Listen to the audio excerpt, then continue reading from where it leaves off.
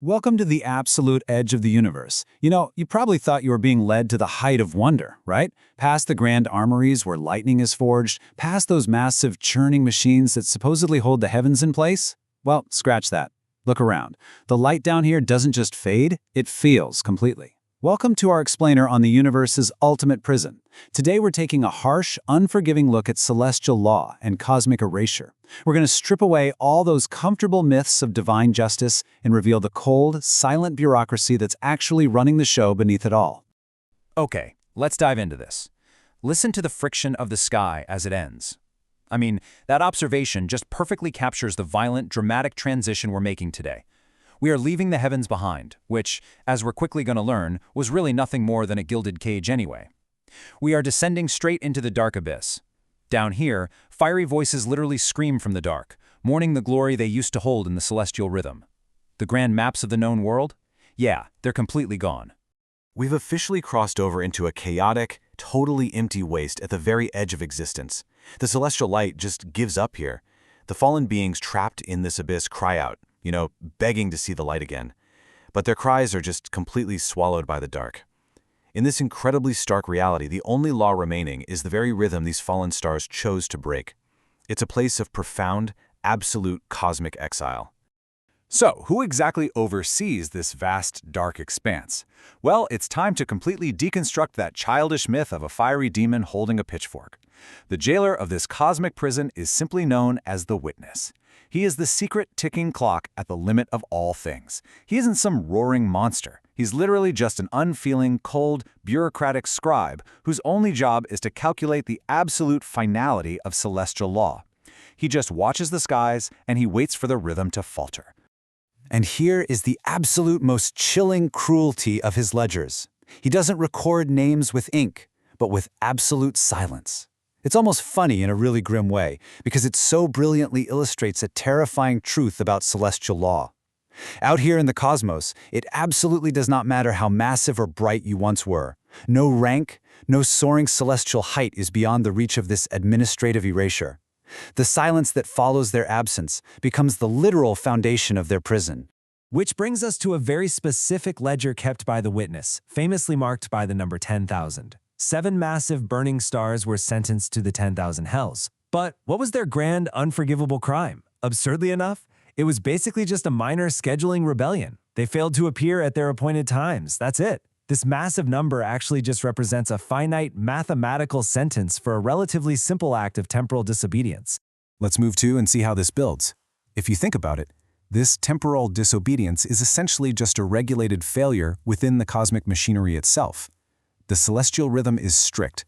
Every single heartbeat is counted. Hour 1, an appointed time is missed by a wandering star. Hour 2, the Witness records that specific silence. Year 10,000, the finite sentence finally ends. Describe these 10,000 hells is really just to count every missing heartbeat of a star that lost its place in the heavens. We can understand this better through the parable of the finite wait. For these scheduling rebels, punishment is pure mathematics. It's a regulated and bounded judgment. These fallen luminaries are bound in perpetual darkness, sure, but they still burn. And here's the really profound twist. The fire is actually a mercy. It gives them sensation. It provides a strict boundary. It serves as a constant, burning reminder of the temporal disobedience that got them locked up in the first place, acting as a beacon and a warning to all of existence. Now, what's really interesting about this slide is the clear philological distinction drawn in celestial law here.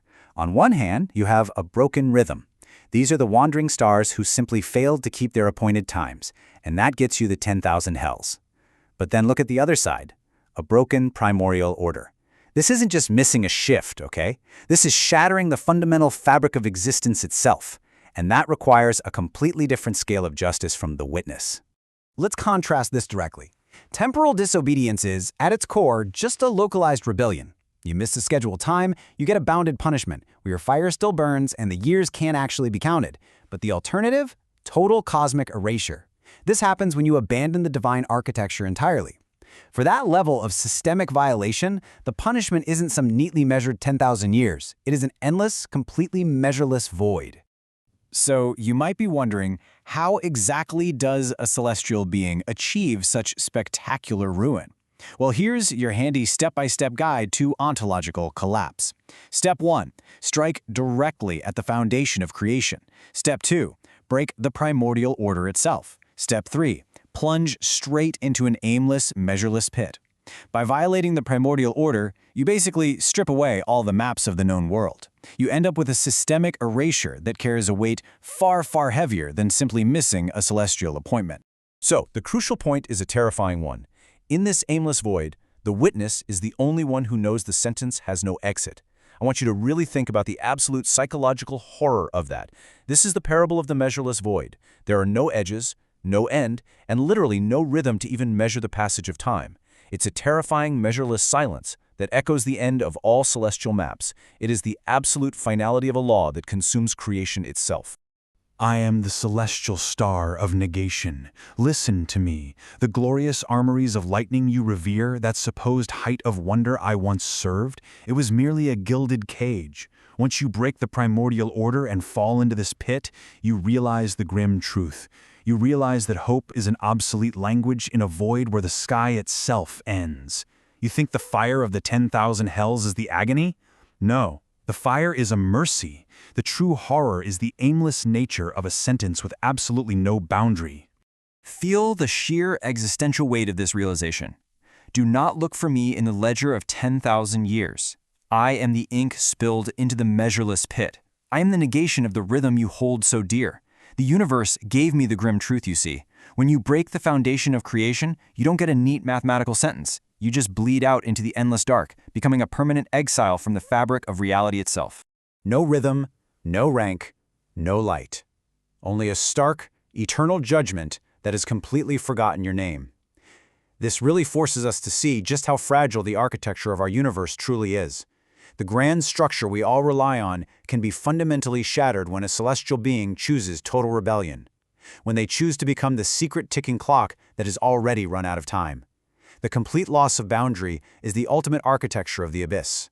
Which leaves us with this final, bleak question to ponder. What is the true horror? Is it the bounded, measurable fire of a finite punishment? Or is it an aimless, eternal judgment that has entirely forgotten your name? It really challenges our comfort with the universe's ultimate bureaucratic order, doesn't it? The law of the cosmos is profoundly cold, and its scribe is totally silent. Thank you for walking into the dark with me today. Keep questioning the structure of the heavens.